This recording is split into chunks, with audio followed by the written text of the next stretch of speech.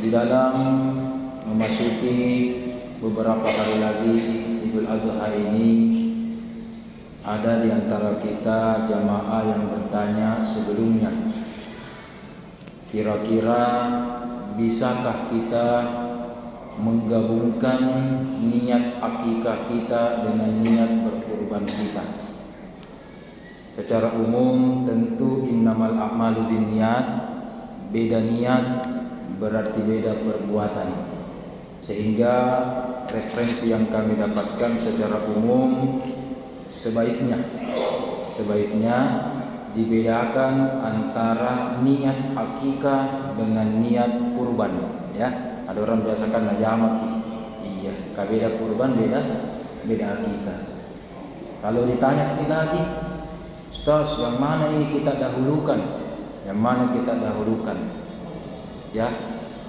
Nah, jawabannya kalau mau jawaban hakikatnya, tentu karena pertama kita lahir di dunia ini, yang kita dahulukan adalah akikah, baru kurban.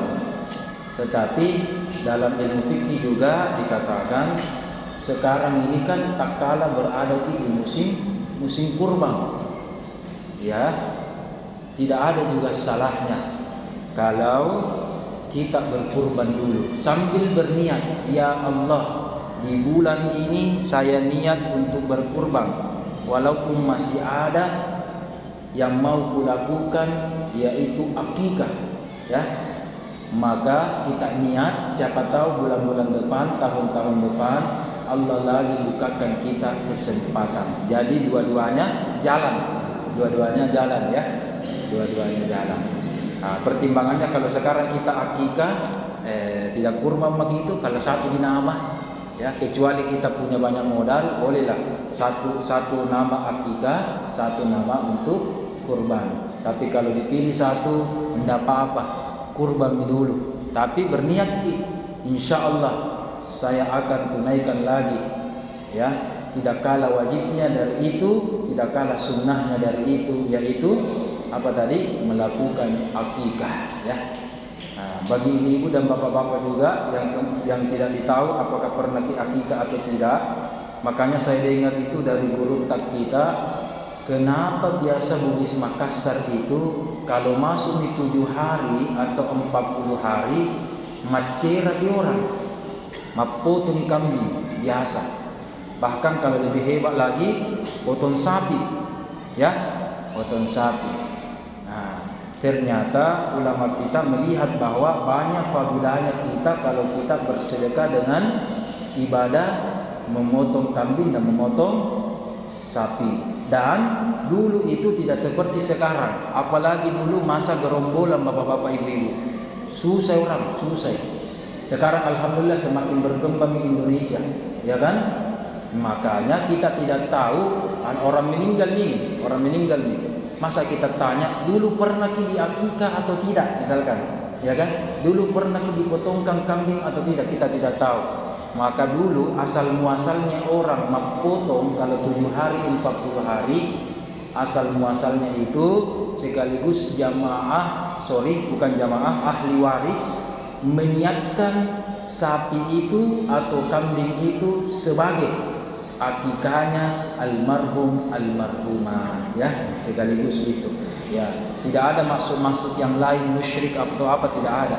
Namanya orang berkurban atau berakikah, satu di maksudnya lillahi ta'ala, kepada Allah Subhanahu wa ta'ala. Oke, alhamdulillah, mungkin demikian pengantar kita 1-2 menit tentang akikah dan ibadah kurban, ya. Kemudian kita melangkah kepada kata hikmah berikutnya. Innama awrada 'alaikal waridu litakuna bihi 'alaihi waridan. Hanyalah datang kepadamu al-waridu, supaya engkau kepada Allah waridan. Mari kita belajar. Di sini Ibnu Athaillah menyebutkan 2 kata warid. Ada warid dengan menggunakan al, ada warid tidak menggunakan al. Jadi yang pertama aurada alaikal atau alaika al-waridu. Jadi ya al-warid pertama pakai al-warid. Kemudian litakuna bihi alaihi waridan. Warid yang kedua tidak pakai alif lam. Ada yang mungkin mengatakan tidak usah kita belajar alif lam, pakai alif lam atau tidak. Tidak. Dengan taunya kita kaidah bahasa, bahkan alif lam atau tidak, ma'rifah atau tidak, membantu seorang pensyarah, dalam hal ini Ahmad Zarruq, dan kita semua memahami teks. Makanya di sini dikatakan al-waridu adalah ma minka. Ma minhu ilaika. Semua yang datang dari Allah kepadamu. Semua kenikmatan, anugerah, karunia dari Allah kepadamu. Hebat sekali ini penulis Al-Hikmah ini, hanya mengatakan domir kamu dan domir dia. Jadi warid itu apa yang datang dari dia kepadamu. Dia siapa itu? Allah. Kepadamu yaitu kita manusia. Jadi al-warid adalah semua yang berasal dari Allah untuk kita nikmati. Ya, satu. Kalau litakuna bihi alaihi waridan secara umum itu artinya datang dari kata warada. Makanya kalau hadis asbabul wurud, apa sebab datangnya ini hadis. Bagaimana terjemahan lengkapnya? Pemberian Allah yang datang kepada kita, nikmat-nikmat yang Allah datang kepada kita, tujuannya supaya satu saja, kita juga datang kepada Allah. Jadi tujuannya karunia, nikmat, anugerah, rezeki yang Allah berikan kepada kita, tujuannya litakuna bihi alaihi waridan, supaya kita waridan alaihi alallahi, kepada Allah. Kita diberikan kenikmatan, bapak-bapak, ibu-ibu. Kita tidak tahu waktu kita kecil, coba lihat bapak-bapak, ibu-ibu, belum pergi menikah, sekarang sudah menikah, sudah punya rumah, anak, cucu, kehidupan kita, kerja kita, dan seterusnya. Betapa banyak rezeki yang Allah berikan. Kita mungkin tidak membayangkan waktu kecil sekolah jaki atau berdagang jaki dulu, ya. Tetapi sekarang alhamdulillah, yang waktu kita kecil tidak kita bayangkan, sekarang kita miliki itu semua. Ya, itu namanya al-warid. Semua pemberian yang Allah berikan kepada kita. Sekarang nikmat itu untuk apa? Waridan alaihi, supaya kita datang kepada Allah dengan ibadah-ibadah yang kita lakukan kepadanya. Artinya bersyukur. Ya, artinya bersyukur, memanfaatkan nikmat itu kepada Allah Subhanahu wa taala. Sebelum saya lebih lanjut, tadi saya terlintas ada di kitab lontar itu jamaah, ada 5B kenikmatan yang Allah berikan kepada kita orang Bugis Makassar, orang B Bugis Makassar, ya. Secara umum juga Sulawesi lah secara umum. Jadi ada 5B ini, 5B. Yang pertama balla baji, bola baik, ya. Bola bahasa Bugisnya, atau balla bahasa Makassarnya, atau rumah yang baik. Ini salah satu nikmat yang Allah berikan kepada kita. Contoh, rumah yang baik. Dengan rumah kita di pinggir jalan, bisa disewa sama Indomaret misalkan, ya kan? Bisa disewa jadi ruko, jadi ini dan seterusnya. Mahal harganya dan seterusnya.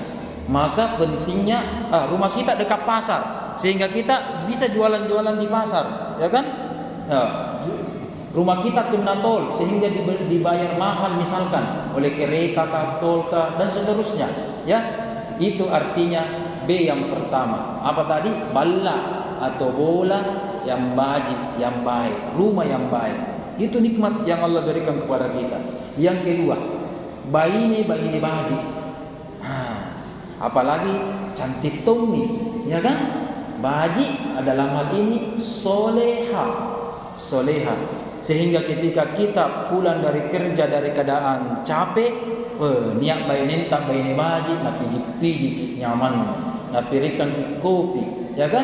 Ya, itu namanya baini baji.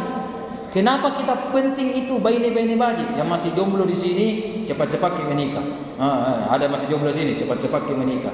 Anak tak masih jomblo, apalagi laki-laki kasih cepat ke menikah. Iya kan? Baini baji. Karena kita laki-laki secara umum kurangi tulang rusuk, ya, untuk menyempurnakan tulang rusuk kita ini, ya, makhluk yang paling terkuat di bumi ini semua ini mama, ya kan, geser kiri belok kanan, paling makhluk paling kuat ini tidak bisa dilawan, iya kan, ya tumpah salah yang penting itu makhluk terkuat di bumi ini, bapak-bapak ibu-ibu harus tahu, makanya tidak boleh dilawan bapak-bapak itu. Ibu-ibu tidak boleh dilawan ibu-ibu. Mana mau kita benar bapak-bapak ibu-ibu, ya bapak-bapak kepada ibu-ibunya, ya mengalah maki, ya kan? Panjang itu persoalan kalau dibati-bati, ya kan? Iya. Baini baji. Dan saking pentingnya baini baji, dalam surah An-Nur kan dikatakan wa ankihul ayama minkum. Bagi ada jomblo-jombloers, itu kata Al-Qur'an kasih menikah supaya yuknihimullahu, supaya bertambah rezeki, dan ini tadi warid pemberian Allah kepadanya. Jadi insya Allah tidak ada orang yang menikah dan menikah itu yang insya Allah baik dilakukan, insya Allah tambah bagus itu, terbuka itu rezekinya, ya kan, tambah terbuka rezekinya. Apa tadi? Balak baji, apalagi 2B, baine baji. Yang ketiga batu baji. Ya, makanya sejak dengar itu saya 1 bulan 2 bulan kemudian mulai juga pakai batu. Batu baji. Ya, apalagi mamaku penjual bahan bangunan, batu kerikil, batu bata. Betul lah enggak? Iya, di Barukang itu penjual batu kerikil, batu bata, batu batako, ya kan? Bapakku, mamaku jual batu. Masa saya tidak bisa jual batu, beli 5 batu kalau begitu. Batu baji. Kenapa? Kan Nabi Muhammad kan pakai batu, ya kan, pakai peros, pakai apa dan seterusnya. Batu baji. Oke. Yang kedua, yang ketiga batu baji. Yang keempat, basi baji. Basi baji. Kawali, badi, sele, nah bilang orang, ya kan? Basi baji. Kalau tidak percaya bapak-bapak ibu-ibu, dua minggu yang lalu saya tidak sengaja ketemu di rumah itu ada salah satu pengusaha ibu-ibu pengusaha di Dayak, ya, dia ceritakan, Ustaz, dulu tidak kutapaki itu ada basi baji, tapi bukan kita musyrik, tidak, ya kan, ini namanya orang sahabat ji, atau sekedar menjadi wasilah dan seterusnya. Jadi bukan ini yang kasihkan rezeki semua. Ini bagian dari rezeki dan karunia. Dia ceritakan, dulu Ustaz saya di Dayak cuma punya lapak-lapak. Karena bilang orang kaki 5. Ya, asewa-sewa aja ruko, asewa-sewa aja tampak. Per tahun bayar mas sering. Tapi suatu ketika saya penjual baju dan celana. Ada entah siapa orang tua, ya, setengah bahaya, ya, dia bawa basina. Kemudian dia bilang, Haji, belum Pak Haji itu hari, dia bilang, belum Pak Haji, Ibu, kutu tidak sampai uangku, tidak cukup ke uangku, tidak gana duitku. Kalau ridho ki, kalau ilas ki, ya kita saya tukar kini, celana lepis kah dengan basiku, Allah minne. Saya Ustaz tidak suka dia begitu-begitu. Ya, tidak ada bisi-bisiku. Tetapi kenapa hatiku, baju ku pakasiaku, ku terima itu, ikhlas kak juga bantuin orang. Ya, alhamdulillah. Sekarang di Dayak hampir 10 rukona. Bukan berarti kita musyrik, tidak. Ya, karena benda-benda ada yang di sini, batu, besi dan seterusnya, bahkan air, ya, itu semua menyerap energi positif. Ya, kalau kita pakai batu tasbih, ya, batu ini juga kita pakai bertasbih, ya kan, berarti ini menyaksikan zikir kita, pakai berdoa. Jadi ini menyerap ki bapak-bapak ibu-ibu, menyerap ki. Jadi menyerap ki doa-doa, zikir-zikir dan seterusnya, sehingga inilah yang membantu kita atau mengikut juga mendoakan kita. Ada 4 itu tadi. Apa tadi? Ballak baji, baine baji, batu baji, basi baji. Ini 2 yang memang pasangan ini. Batu dengan basi pasangan ini. Bukan besi anua, besi 10 anua full kayak itu gitu.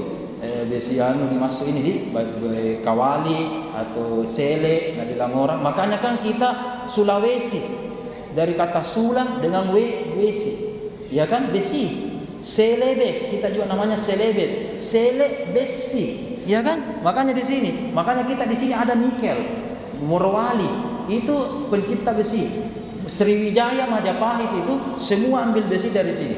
Ya, bahan-bahannya dari sini. Kan dulu kan ada luwu, matano dan seterusnya, gecong, lompo batang, apa dan seterusnya. Itu banyak, ya. Yang kelima, ini yang paling utama. Baca yang wajib. Doa yang baik. Kalau dapat 5 ini, insya Allah, ya kan? Apalagi yang kelima ini, doa-doa dari Allah yang baik, insya Allah fid dunya hasanah wa fil akhirati hasanah wa qina adzabannar. Jadi inilah tadi 5B kalau di Lontara, dan segala pemberian yang Allah berikan kepada kita itu kita harus syukuri dan kita gunakan untuk semakin dekat kepada Allah. Ya kan, punya motor semakin rajin ke masjid, begitu kan? Punya mobil semakin gampang menolong orang, misalkan ya. Punya ini semakin ini, bukan sebaliknya. Di sini dikatakan litakuna bihi alaihi waridan, supaya itu yang kita gunakan. Contoh, ya kan? Songko kan dibeli, talakko dibeli, sarung semua dibeli. Itu kan pakai uang semua, ya kan? Bukan untuk apa-apa, tapi itu dipakai beribadah kepada Allah Subhanahu wa ta'ala. Itu artinya apa? Pemberian Allah, apa namanya tadi? Warid. Warid itu pemberian Allah. Kita ganti dengan cara apa? Datang kepada Allah dengan beribadah. Kemudian di sini dikatakan al-wirdu. Ada juga namanya wirid. Kalau warid itu semua nikmat yang Allah berikan kepada kita, mulai dari nikmat kecil, pangamasianna barakahna, mulai dari yang paling kecil sampai yang paling besar. Kemudian kita pakai itu menjadi wirdu. Wirid. Jadi warid pemberian Allah, warid nikmat yang dari Allah, kita gunakan menjadi wirid, berzikir, beribadah kepada Allah. Jadi kasih pacocok ini antara warid dari Allah, nikmat dari Allah, kita balas itu warid, ya kan? Kita tampung itu warid dengan banyak wirid, beribadah, berzikir kepada Allah Subhanahu wa ta'ala. Supaya apa? Supaya kita selamat di dunia dan di akhirat, dan kita mendapatkan cahaya-cahaya qalbu, ma'rifat, mendekatkan diri kepada Allah Subhanahu wa ta'ala. Itu yang pertama. Jadi gunanya warid itu supaya kita datang kepada Allah Subhanahu wa ta'ala. Gunanya yang kedua, aurada alaikal waridu litusallimuka min yadil aghyari, dan seterusnya. Warid pemberian yang Allah berikan kepada kita supaya menyelamatkan kita dari yang namanya aghyar. Apa itu aghyar? Dari kata goirun. Goirun itu artinya selain. Aghyar itu istilah tasawuf yang artinya selain Allah. Siapapun selain Allah berarti makhluk, jamaah. Makhluk yang dimaksud. Di sini dikatakan warid yang Allah berikan kepada kita supaya menyelamatkan kita dari tipu daya makhluk. Tipu daya makhluk. Allah berikan kita kehidupan kecukupan, sehingga kita tidak minta-minta lagi sama orang. Begitu misalkan. Kita diberikan oleh Allah nikmat sesuatu ini, sehingga misalkan pakaian yang paling utama, kita pakai sholat, ya kan? Pakai ibadah. Sehingga ketika kita mau ibadah, tidak pinjam-pinjam dulu, pinjangan dulu bajuta, maka sholat, ya kan? Tidak. Pinjangan anuta dulu, maka berkurban besok, ya kan? Tapi ketika ada di uang kurban itu sebenarnya menyelamatkan kita dari rasa malu, rasa minta-minta, minta dan ketergantungan kepada agyar. Apa itu agyar? Selain Allah. Berarti di sini Ibnu Athaillah mengatakan bahwa seharusnya orang yang kaya, yang banyak warisnya dari Allah, harusnya dia semakin melupakan yang lain. Kalau ada orang masing-masing orang miskin berkecukupan, masih mengingat dunia, apa mau makan besok, ya kan? Di mana mak minta lagi nih, di mana kak lagi pinjam, nauzubillah. Berarti apa? Pikirannya masih kepada selain Allah. Satu. Harusnya ketika kita sudah dalam keadaan mampu dalam hal ini berkecukupan, maka harusnya kita terhindar dari tipu daya makhluk. Tidak suka maki begini dan seterusnya. Tidak minta maki yang lain. Kenapa? Allah sudah berikan maki. Bahkan sebelum kita minta, Allah sudah berikan. Berarti di sini apa? Supaya kita ridho dan ikhlas dan mengharapkan semata-mata apa yang Allah berikan kepada kita dalam bentuk apa? Ibadah.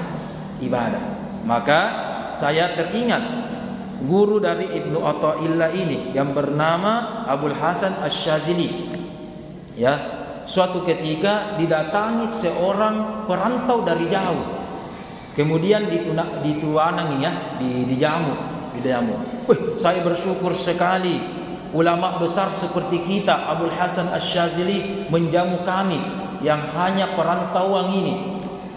Tapi ketika saya mulai makan dan mulai menginjak rumah Anda, wahai Abul Hasan Asy-Syadzili, mohon maaf, saya ragu keulamaatan Anda.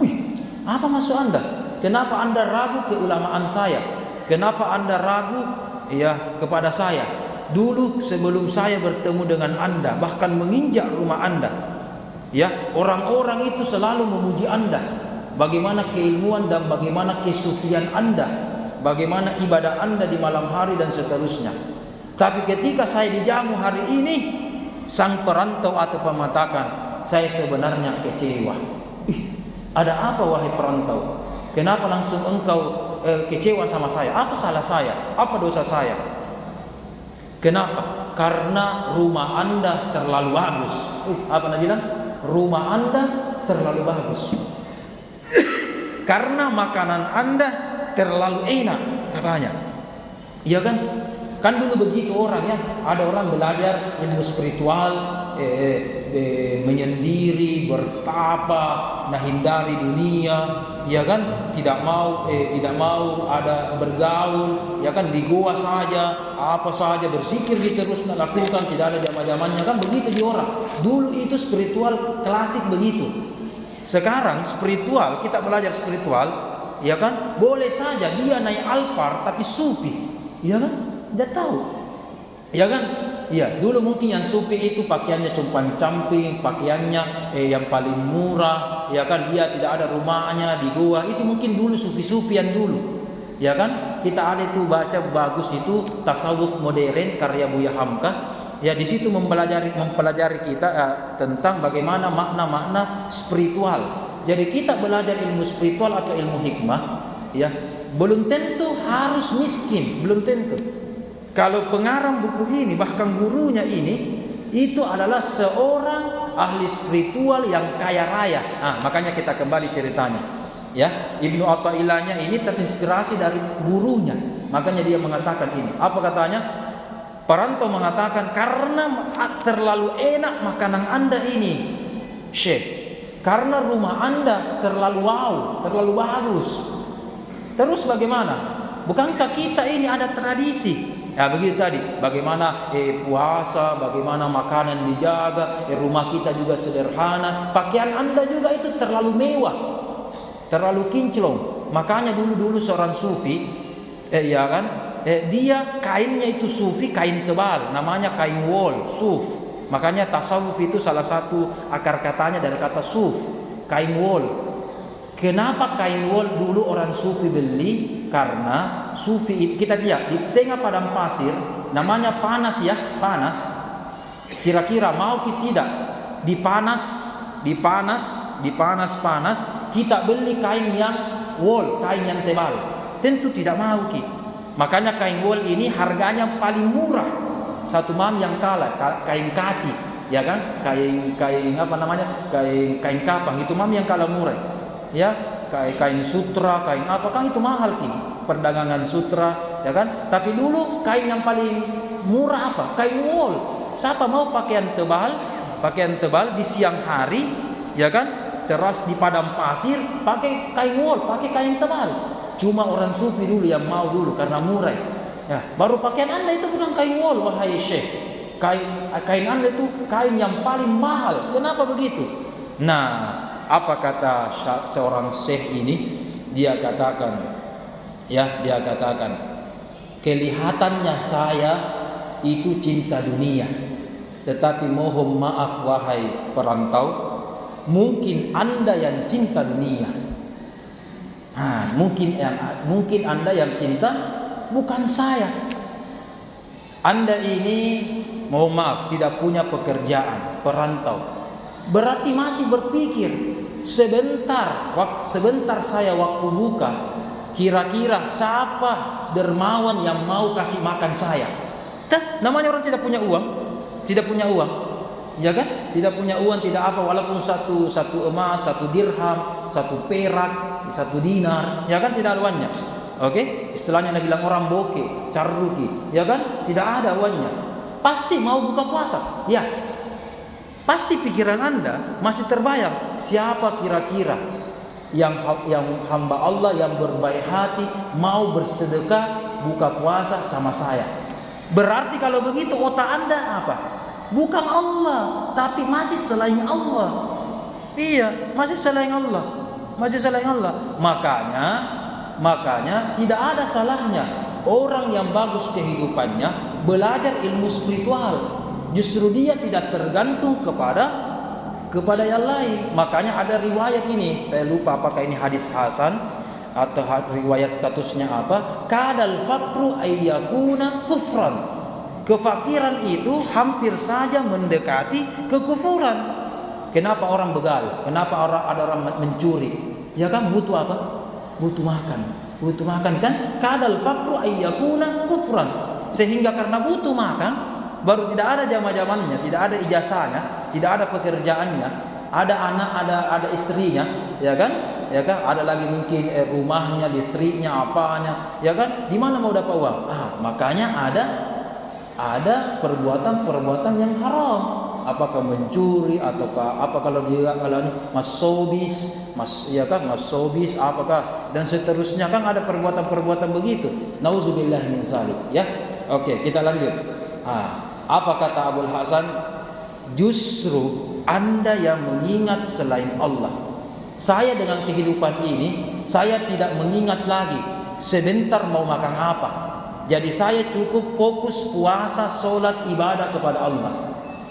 Sekadar informasi jamaah, Abul Hasan Asyazili itu sampai malaikat maut, sampai akhir hayatnya, ya sampai akhir hayatnya, dia selalu berpuasa setiap hari.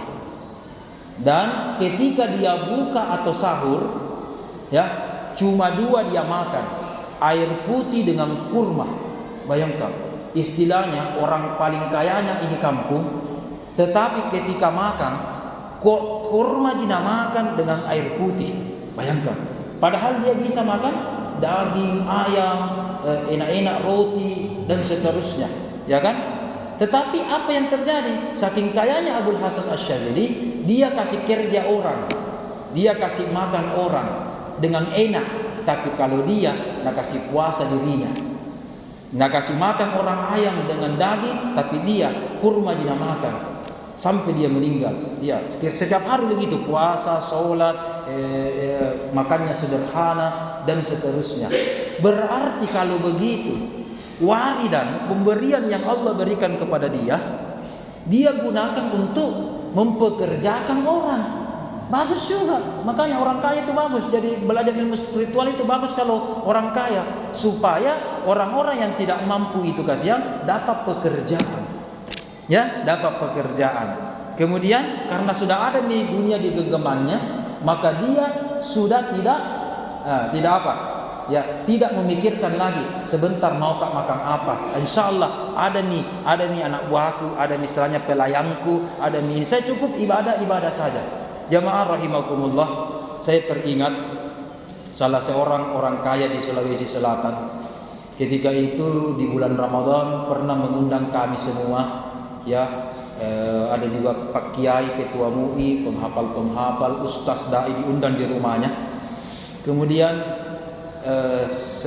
tidak sengaja ketika kita buka puasa, kita semua ambil nasi, dan ketika sudah berada di meja bundar makan nasi, saya kebetulan berada di depan Sohibul Bait itu. Kalau saya sebut namanya pasti bapak-bapak tahu siapa sosok tersebut.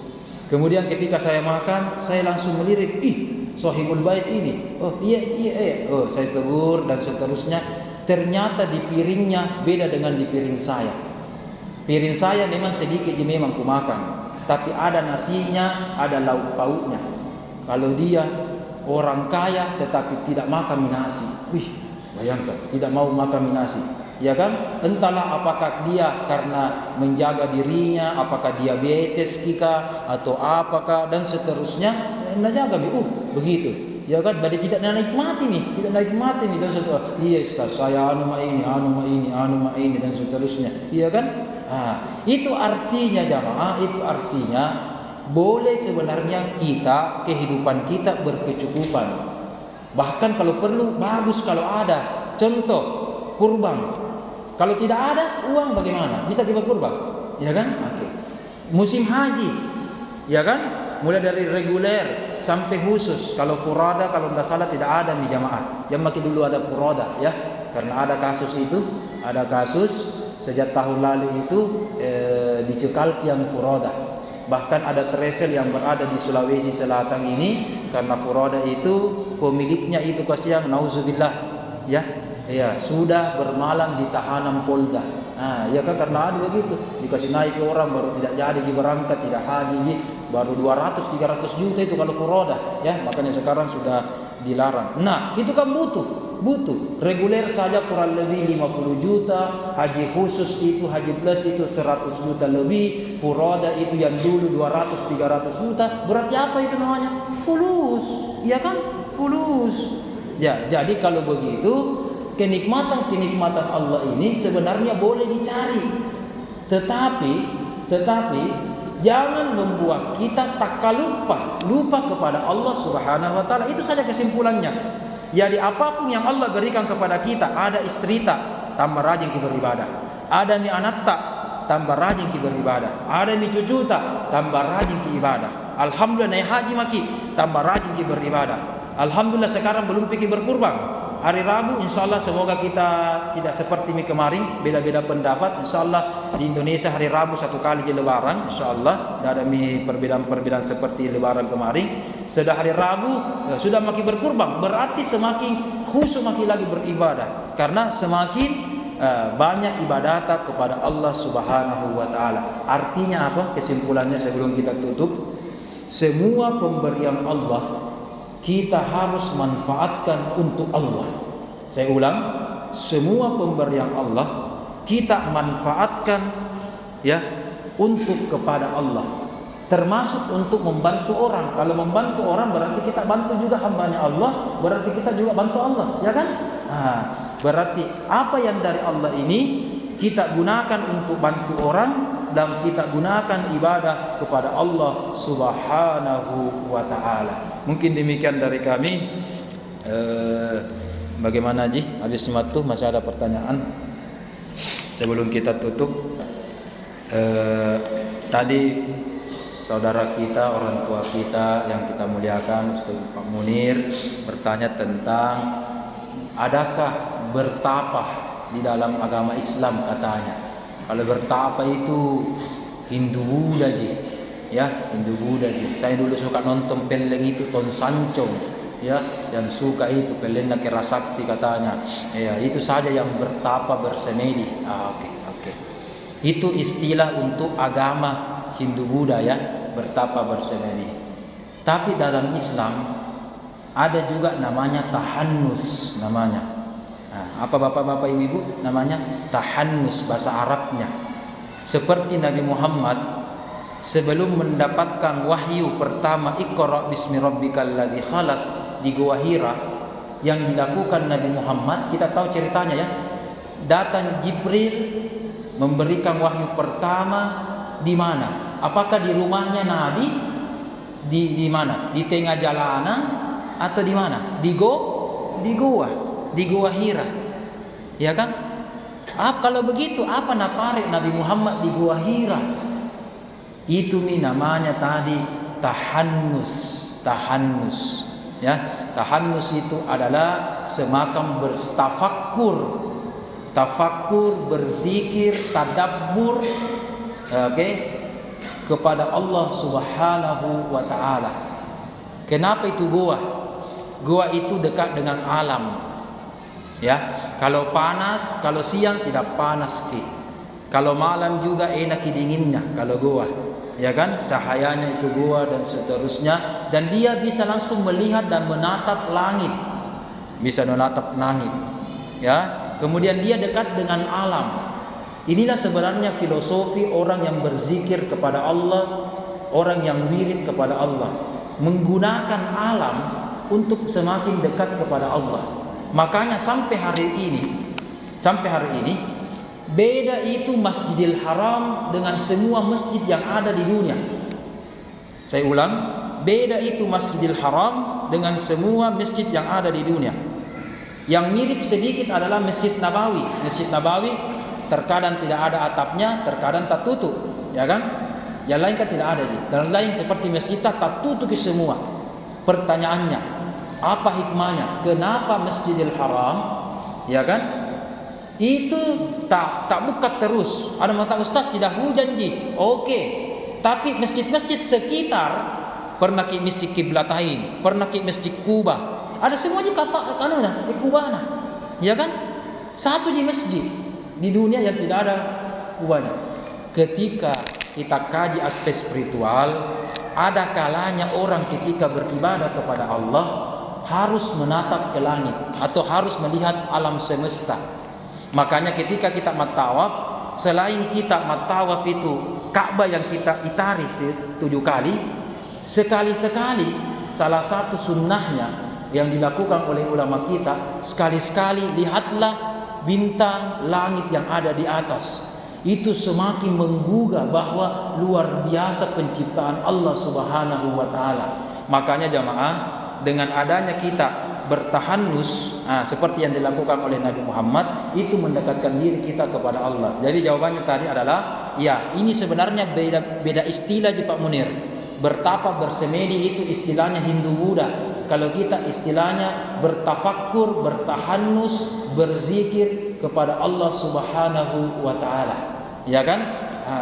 Oke. Untuk itu kalau kita tidak dapat goa seperti Nabi Muhammad sallallahu alaihi wasallam, kalau begitu kita buat ruangan khusus, misalkan, ya kan, ada musalla kecil di situ makin berzikir, tidak ada yang ganggu istri tidak ada ganggu ya kan. Kalau perlu pasangi AC supaya dingin, supaya bisa lama-lama, atau pasangin kipas angin yang mana kita suka, ya kan, ada parfumnya dan seterusnya, sehingga carilah suasana. Ini intinya. Bertahannus adalah carilah suasana dan tempat dan waktu supaya kita ingat kepada Allah Subhanahu wa taala. Mungkin sudah habis waktu ya. Cukup ya. Sudah lewat, mohon maaf kalau habis waktunya. Demikian dari kami. Wabillahi